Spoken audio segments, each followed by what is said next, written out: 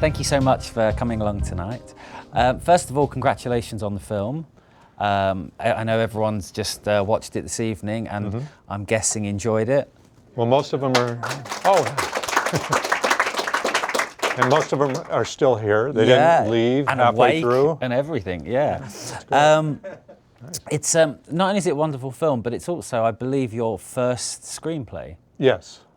You know, so you set the bar pretty high to begin with. Well, yeah, for people in AARP, I have, yeah.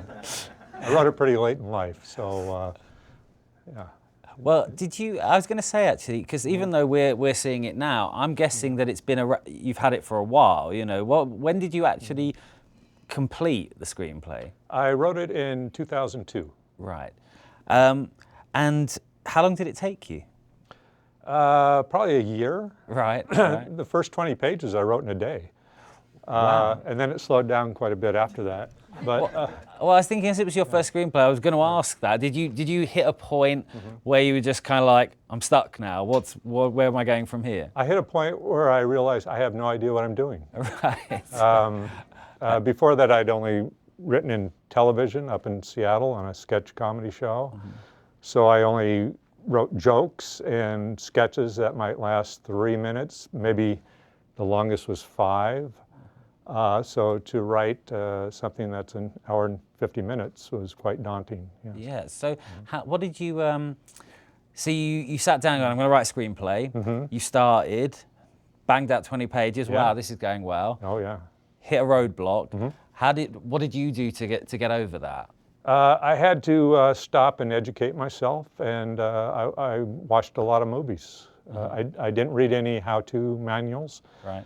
I watched movies. I read screenplays, a lot of them old screenplays, Alfred Hitchcock,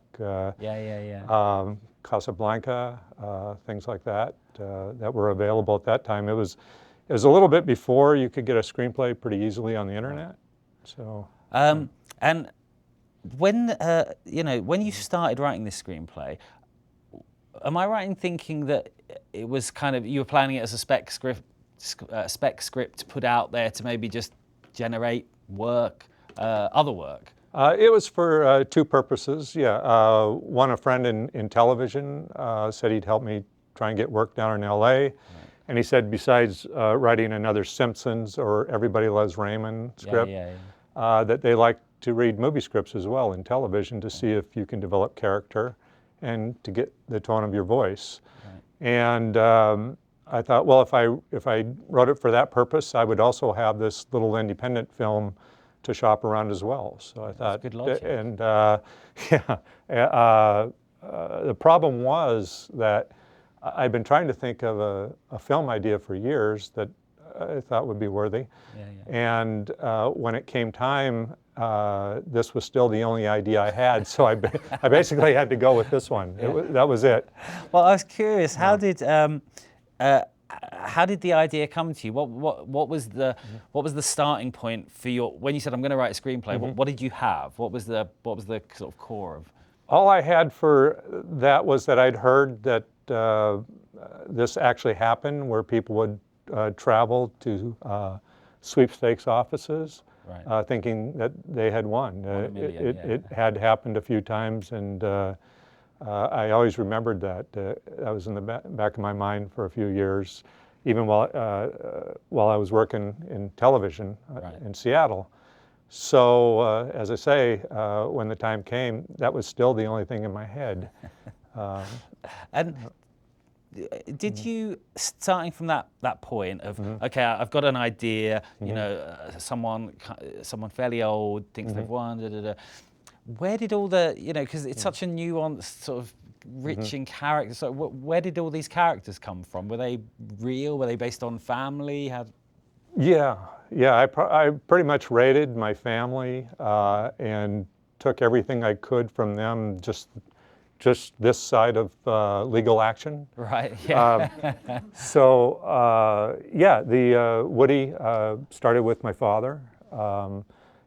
In the end, he turned out, in the movies, a little more cantankerous than my dad, but my family's from the Midwest, even though I grew up in Seattle.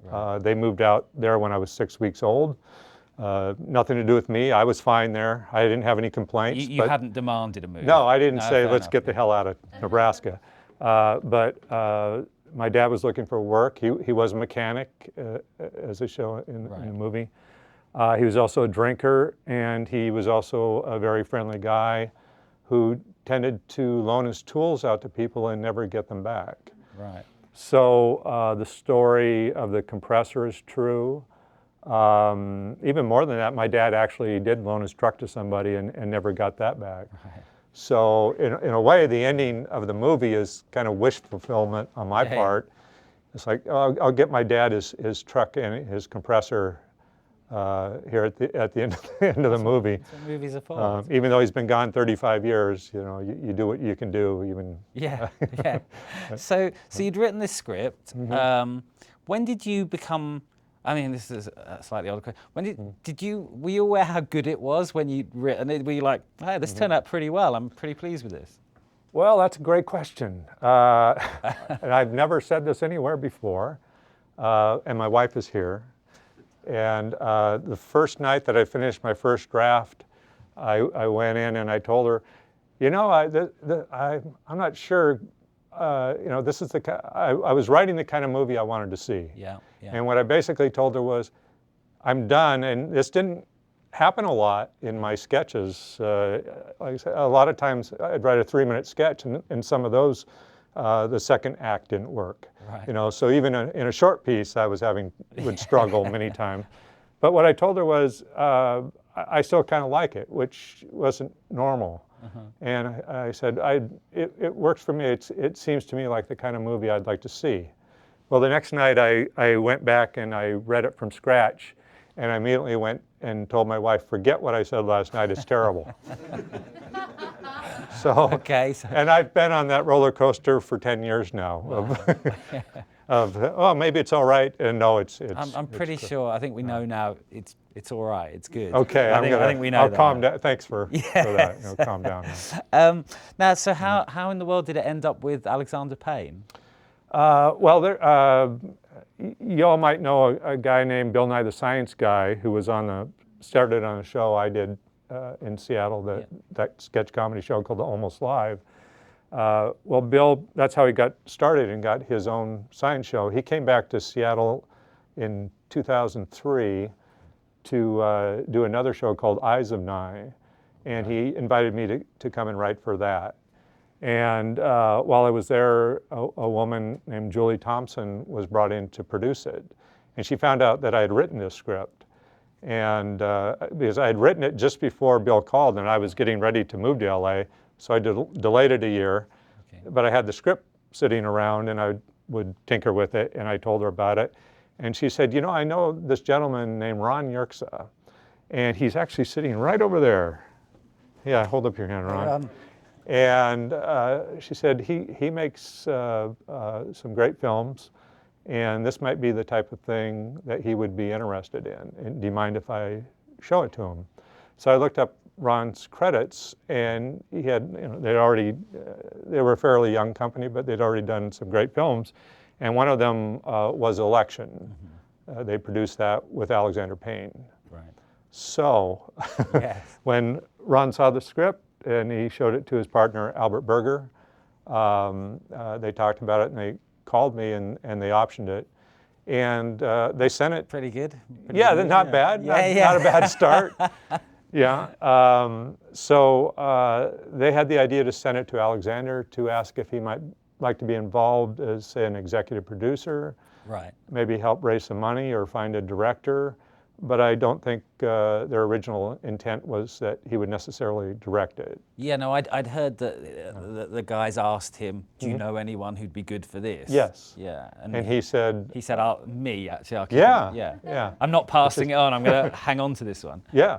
So that which is wonderful. You know, he's a great director. Quite a shock. I had to go lie down for a minute after they called with that news. Yeah. So you're doing pretty well here. You haven't even been pitching anyone yet. Someone's asked to see your script. Yes. It's now ended up in Alexander Payne's hands. Yeah. He now won't pass it on. He's saying, I'm keeping this. I want to make this. Yeah. So you're doing pretty well at this stage. Yeah. And then Alexander, who has just, I think around that time, has made Sideways. He's getting ready to shoot Sideways. Okay, so About Schmidt had just come out. Right. So he's getting ready to shoot Sideways, and he says, I believe, this is great, but I'm not going to follow Sideways, which is kind of a road movie of sorts, with another road movie. That's right.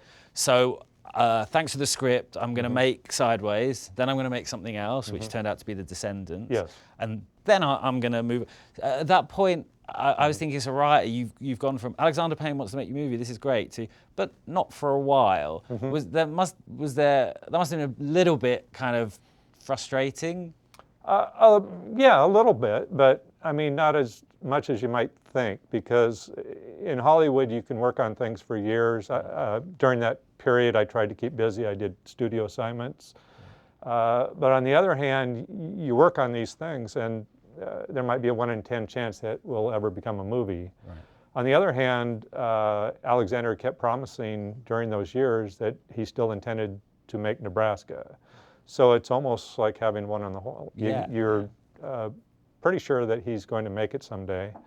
It was nice to have that out there. So not really frustrating, more like a kind of almost nest egg or a pension pie. It's like, I know this is going to come home at some point to roost. This is great. But, if you told me in 2003 it'll be 2013 before he makes it, it would have. Yeah, but over the years, I just got used to the idea. And so after it was optioned and Alexander Payne was involved, did you revisit the script? Were there more rewrites? Particularly now that you kind of had a director attached, and presumably he would have had thoughts and ideas himself on the script. Yes, and he's a writer himself, of course. Yeah. So I did have one rewrite according to contract. So when I first met with Alexander, we sat down and he gave me some notes. And a couple of years after that, I was commissioned to do that rewrite. Right. And just before shooting, the year before that, Alexander sat down with the script and did his own rewrite. Okay. Well, the whole thing, or just little bits, or? Interspersed throughout. Okay. Yeah, I can see his touch throughout the movie. He came up with a few of the ideas, even for different scenes. It's pretty much intact structurally. The story's pretty much the same. The characters are pretty much the same. But for instance, he came up with the idea for the Mount Rushmore scene. Oh, right, yeah. So he added a lot of nice touches like that throughout the movie, and as well as some dialogue. What he basically had to do when he was ready to shoot was to turn it into an Alexander Payne film. Right, yeah. And I think in this instance, what it meant was mine was probably a little softer. Okay. He probably toughened it up a little bit, maybe added a little language, made it maybe Woody a little crankier, or took Kate up another level, and gave it that Alexander spin. How did you feel about the changes? I mean, in general, did you think, that's good, I like that, or were you like, what have you done to my, were there any tensions or any points where, did you ever go back to him and say, I'm not sure this is as good as it was before, or anything? No, we have cameras here, don't we? But no, when I read his rewrite, I was thrilled. Okay. He added some things. Some things seem, about equal to me, but I always think in terms, if it's a writer-director, they have to make it their movie, let them do what they want. Yeah, yeah. But I'd say a lot of the things I could see elevated what I had done. Great. So I was very happy. I very lucky. That rarely happens, especially on a studio film, that so much of your work would remain intact. That's good. And talking of elevating, another thing that elevates a script, of course, is great performances. And this film particularly is blessed with, actually, I think all the performances are great across the board. But I mean, Bruce Dern is obviously getting a lot of attention for his role. When you, as a writer, when you see an actor do that with kind of your words, what was your reaction the first time you saw, that performance? Well, the first time I saw him doing it was, I was thrilled when I heard it was going to be Bruce Dern. I grew up with Bruce Dern in the 70s movies and always thought he had been underused. Well, I visited the set with my mom for 1 week, and the first night that we got there, we went right over to the set to catch the end of it. And I heard him on the headsets doing a scene with Stacy Keach. And so I put on the headsets and I hear Bruce Dern reading lines that I wrote 10 years ago. Yeah. So I could have got on the plane and got back home at that moment. It had really made it. But that night they shot the scene where Bruce goes in to the tavern and Stacy Keach is reading his letter. Right. Yeah, So that was pretty much the first thing I saw him do on screen. And he doesn't, the part I'm watching, he's not saying anything. He's just walking into the tavern and realizing what is going on. And when I watched that, I knew he had it. I knew he knew who Woody was and he had the role down. How was it? Because you said you acknowledged that when you were starting, you took what you could to anchor it in a reality. You took family traits and whatever. What was your own family's reaction to the film? Were you know, are they still speaking to you, or is Well, yeah. For the most part, it's been good. I mean, I haven't even cousins from Nebraska have called or emailed saying how much they liked it. Okay, you know, my siblings have been good about it, even though the two brothers kind of reflect sides of our dealing with our dad, so I did use some of that. My wife is a little, you want me to bring it? Yeah, she does. She wants me to bring this up.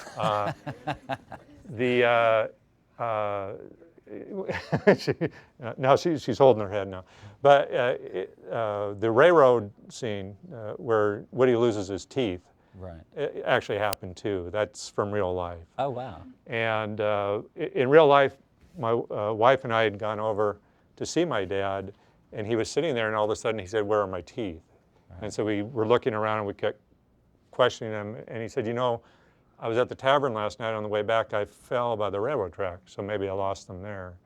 So it was actually my wife and I who went with my dad to look for the teeth.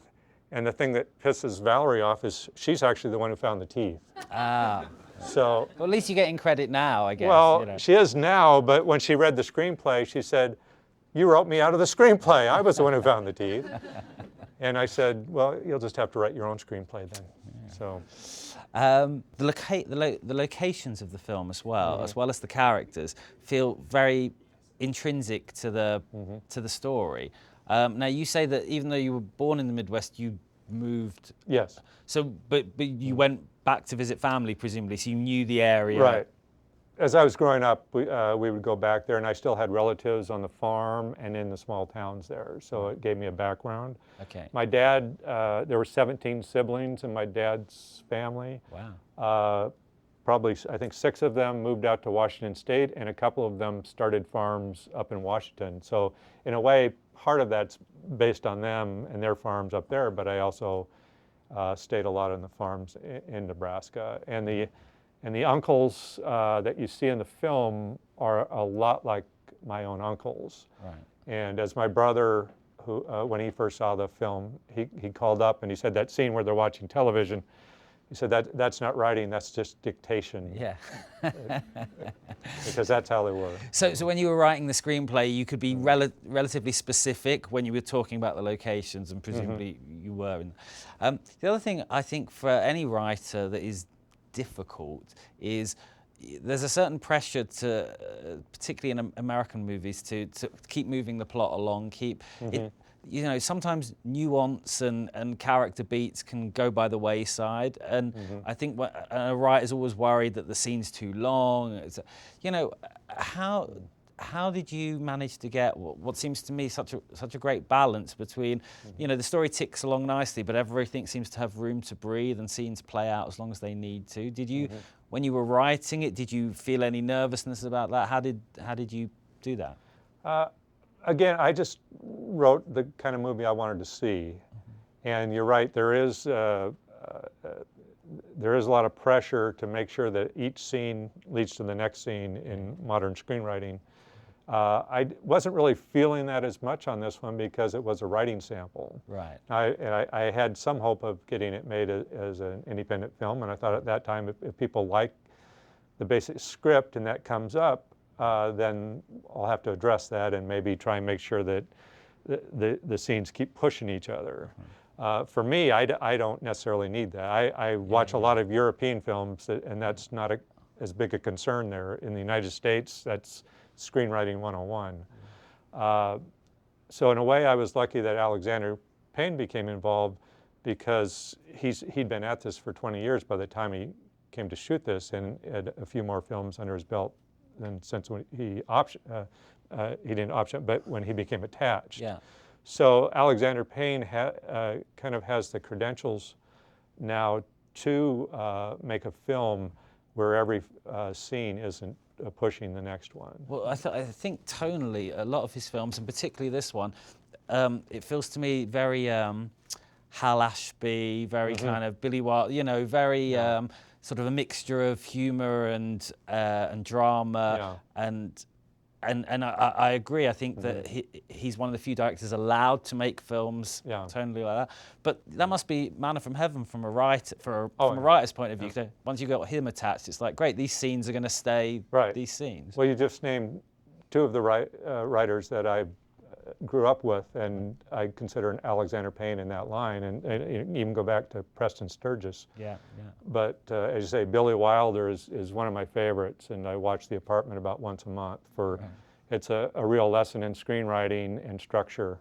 And then Hal Ashby was one of my favorites in the 70s, who carried on that tradition of mixing comedy and drama. And I see Alexander Payne in that line of writer-directors. Now, one thing that is, you know, that the film does very well is, amongst the drama and the character beats, etc., there is a lot of humor.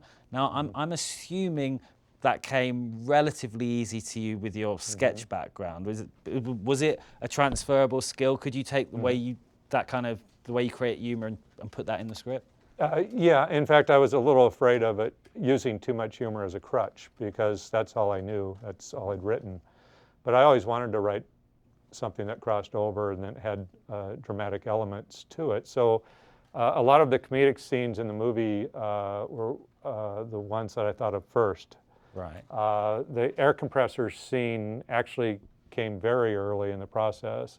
And then I kind of had to backtrack in my early sketching out of the screenplay. Kate did not make it past those early scenes. She was only in Act 1. Right.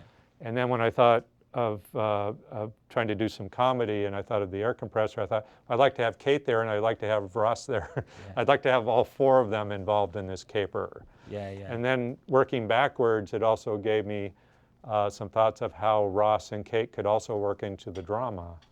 So we could also have Kate doing that scene where she tells off the family. Yeah, that's a great scene. Oh, thank you. Yeah. Which it was just totally off the track I was going on, but talking of great scenes with her, and I don't know if this was based on a real life relative or not, but the scene where she's in the cemetery and basically shows the guy what he missed. I mean, was that based on a real person? It was. I'm not gonna look at my wife again here, but one of her relatives. Oh, I did look. Oh, she's smiling. That's a good sign. He's in trouble, isn't he? But it's again, like with Woody, it's taking the kernel and taking it to a different level. And the things she says in the cemetery scene, a lot of them are true. So for me, it's a strange scene, and the way Alexander shot it, I really liked. It hadn't really been in my mind how much he would focus on Woody, where Kate is saying all of these things and maybe getting a laugh, and you see Woody, and before that he'd said, I don't want to go to Hawthorne, and one of the reasons is he doesn't want to relive these thoughts. So you know, my dad did sleep in a bed with a brother who died, and he lost a sister. So for me, it's a very weird scene to watch because these are real family things. And she's telling the story, and they are actually very serious with this, but the way she's saying them are comedic. But then Alexander kept cutting to Bruce Dern's face. Well, it's something he does. Counterpart that. He does that a lot in the movie, and I was wondering how much of that was in the script. There's a lot of times where it's the audience, there's something going on, but the camera kind of drifts off to Bruce, and then we're just watching kind of an unspoken history playing out on his face, and you know. Well, I mean, I could picture that, but I kept my screenplay very spare, and the instructions. So a lot of that came from Alexander. That was kind of left to him to show how other people in the scene are reacting. So when you see Bruce Dern's reaction, sometimes that was not written in the script. That was Alexander helping tell the story with his camera. Now, one would assume that if your first screenplay garners you an Oscar nomination, people must be banging at your door at the moment. You must have... I thought you were going to say that I should retire right now. Yeah, quit while you're ahead. Yeah, that would be the smart thing to do. Yeah. But presumably, it has garnered a number of opportunities for you. Well, what it seems to have helped at is I had been doing studio assignments for years and had not got back to writing originals. Right. One thing is Alexander has the same problem. He says it's hard for him to find the stories he wants to tell, and that's why he hasn't done more movies. The same thing is true for me. I don't want to write a movie unless I really believe in it, so coming up with ideas has been tough. So when he finally announced a couple of years ago that he was going to shoot Nebraska, I started turning down all assignments and went back to just sitting down and coming up with more originals. Right. And I have two of them finished now that the film is coming out, and it does seem to be helping with those and opening doors. And what happens, I think, is if you have something like this happen, it really helps get you in the room. Right. Once you're in the room, they still have to run the numbers. They still have to say, does this story, will it appeal to enough people for us to finance it and get the movie made? So you still have hurdles. But definitely, I think it helps getting to talk to people. So. Now, am I right in thinking one of the cast on Almost Live, the Seattle show you were talking about, was Joel McHale? Yes. Who I guess people will know from Community and maybe The Soup. The Soup. Yes. Now, is it true that one of the scripts you've completed is with him in mind? Yes. I read a quote from you somewhere where you said, if there's nothing else I do, I'm going to make Joel McHale a movie star. That's my last goal in life, yes. Because I have no more goals. I mean, this is much more than I ever expected.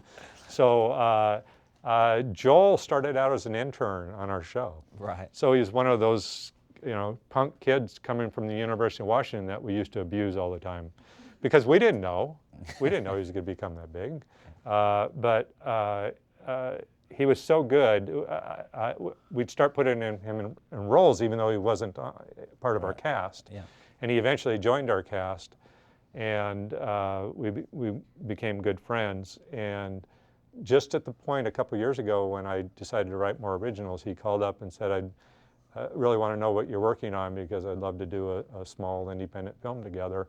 And I just come up with this idea that I told him about a coach who was asked to coach the first year of a Native American school's girls softball team. Right, okay. And he liked that right away, even though I hadn't written anything yet. So as I was developing it and writing it, I would talk to him about it. And so in a way, we kind of have teamed up on that one, and now we're trying to raise money. And is it, am I right in thinking you would like to direct that if possible? That's right. I put myself out as the director on that, and another one that I've just put out on the street in the last month. Yeah. Oh, what's the other? Can you tell us what the other story is as well? The other one is inspired by The Bicycle Thief. Oh yeah, yeah. So it's another father-son story. Okay. But in this case, the father is more middle-aged, and the kid's around 8 to 10 years old. The original is not particularly comedic. No. So. Yeah. You've taken an Italian neo-realist classic and you broadened it out a bit.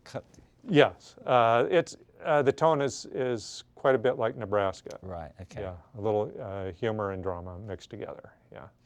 Okay, well, we'll open up to the audience in a second. I'll just finish off with a couple of quick-fire questions we always ask now. First of all, what's your favourite movie? You're on the That's spot. one of the hardest ones Yes. I could ever, because I have a whole bunch that I love about the same.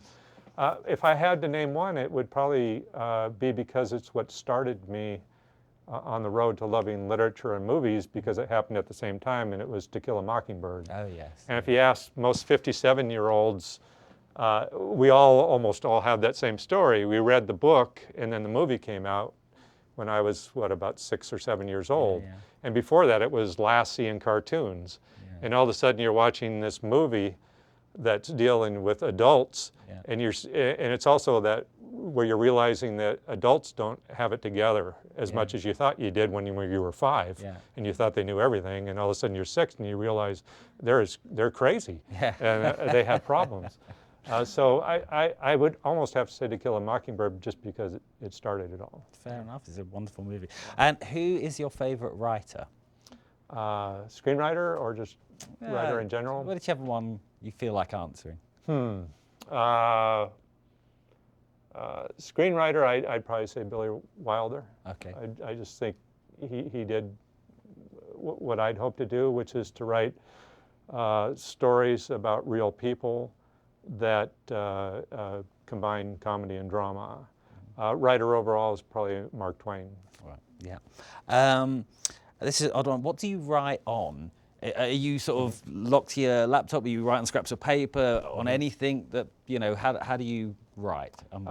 When I first try and break a screenplay, I get out a notebook and I write down everything I can think of: dialogue, scenes, characters, character names, until I've filled up enough to make an outline, and then I go to the computer. Okay, so it's handwritten to begin with. Yes. Yeah. If there was any director you could work with next, who would you choose? Well, I can't say Alexander Payne again, can I? Probably not.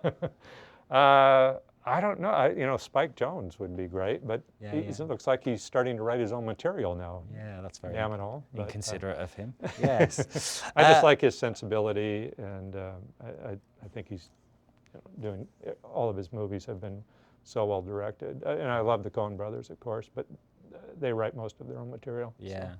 Yeah, that's a nuisance as well. Yeah, it's a problem for me. And last question. Other than Joel McHale, what actor would you most like to work with, or would you most like to have in a movie you direct? There's quite a few. Bill Murray,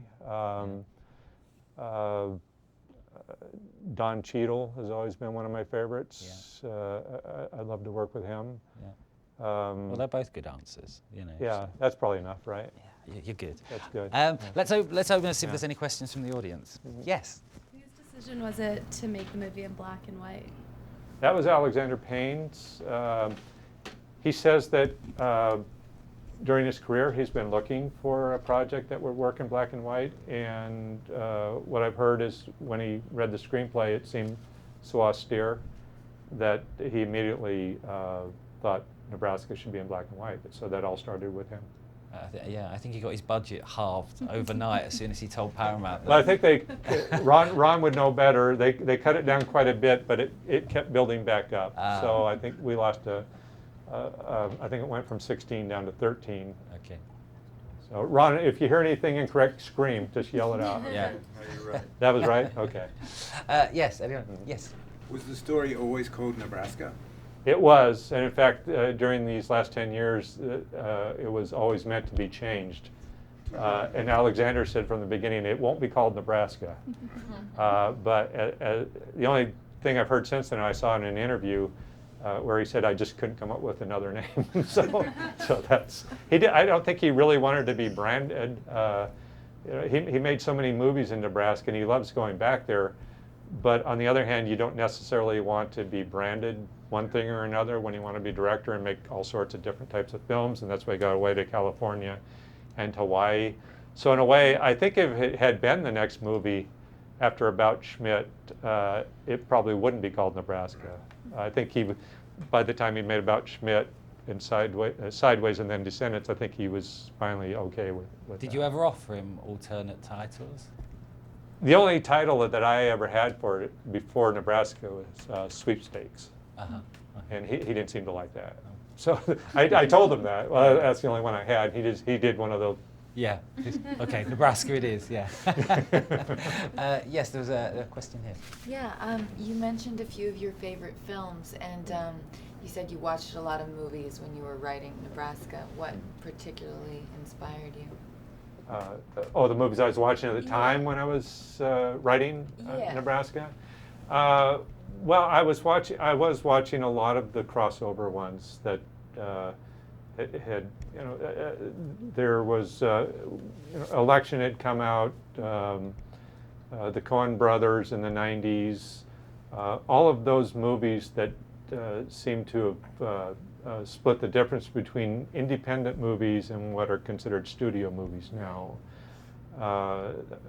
Being John Malkovich, any of those. I know some of them don't seem like they would inspire Nebraska necessarily, but I was just trying to find that tone where you could throw comedy into a drama and make it work. So any of those movies were inspirations for me. Well, I loved the film, so congratulations Thank you. again. Yeah. Thanks. Any more? Yes.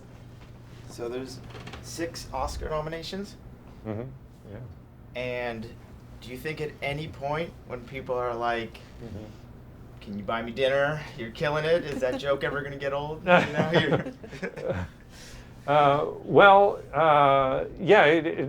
especially when it was announced, it was a bit overwhelming. Yeah, I heard from a lot of people I haven't heard from in a long time. Yeah, emails and phone calls, and but what's funny, a lot of them offering to take me out to dinner, so that was nice.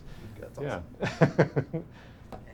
I've got 2 very different questions. Try to make them as brief as possible. One, does Kate bear a resemblance to your mother?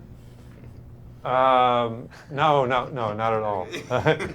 In fact, when you were mentioning the earlier, since Woody is based on my dad, my mom has said that you have to, every interview you do, make sure to tell them that Kate is not based on me. I'm glad I helped you out. Yeah, on this one. so I would have been in big trouble. But no, she doesn't even bear resemblance to the relative that she's based on. Not all. stirred up. Okay, good. Yeah. Well, that's a funny scene, because in that scene I had pictured Kate just kind of lifting her dress. But she bought it. Yeah, she went for the whole thing, which is.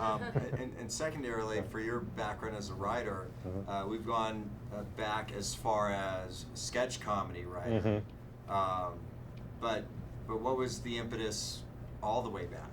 What led you to a career in writing? Because I think anybody who can actually make a career, whether it's sketch comedy or short stories or haiku or whatever it is, or God willing, Oscar-nominated screenwriter, that's a blessing to be able to do that as a writer. What made you think that was a viable life for you? Well, I was inspired by a lot of different sources growing up. Carl Reiner and his Dick Van Dyke Show were kind of the, like I say, there was To Kill a Mockingbird on one side, but on television with comedy, it was kind of strange for a boy from the suburbs of Seattle to see this New York scene where people wrote comedy for a living and did these TV shows. And as I grew up, Bob Newhart and Bill Cosby and Lucille Ball were all huge. But at that crucial stage where I'm 17 years old and you're trying to figure out what you're going to do was really when Woody Allen was hitting with his movies, Annie Hall, and then he followed that with Manhattan.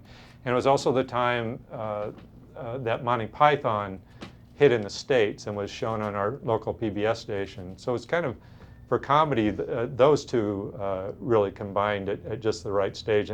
And that's when I tried to write comedy, and I was just going into college, so I did a comedy show at the radio station in college, and that's where I got my start. And it stuck from that point on. Well, the problem was when I was doing my comedy show in college, I thought, this isn't nearly as good as these people that I'm trying to emulate. So I kind of abandoned it for a while, and I went into radio producing, and I ended up kind of drifting and finally working in advertising at the Seattle Times. But they just happened to start up this sketch comedy show in Seattle at around that time when I was nearing 30.